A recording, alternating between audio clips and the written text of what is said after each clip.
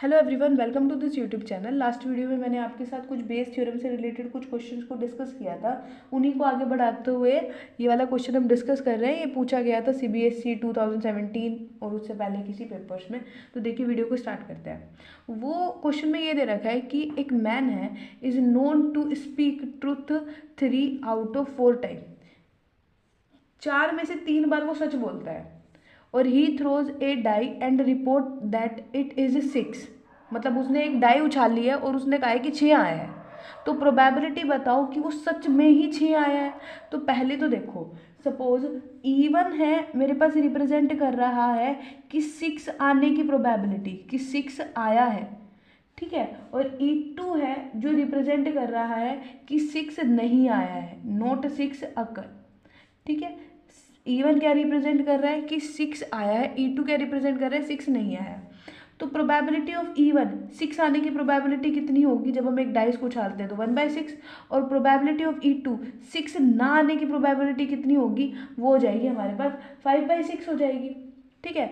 अब A है probability, देखो उसने क्या बोला कि इट इज़ एक्चुअली ए 6, मतलब वो सच बोल रहा हो।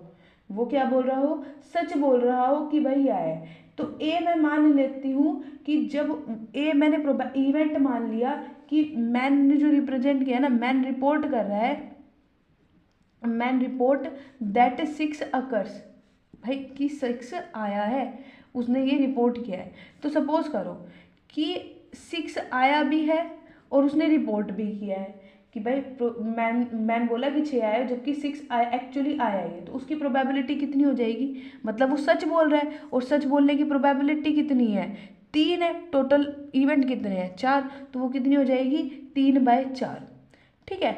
अब मान लो कि E2 मतलब आया ही नहीं है, 6 आया ही नहीं है, और वो बोल रहा है 6 आया है, तो मतलब वो झूठ बोल रहा है ना। तो झूठ बोलने की प्रोबेबिलिटी कितनी है, 1/4, क्योंकि सच बोलने की कितनी है।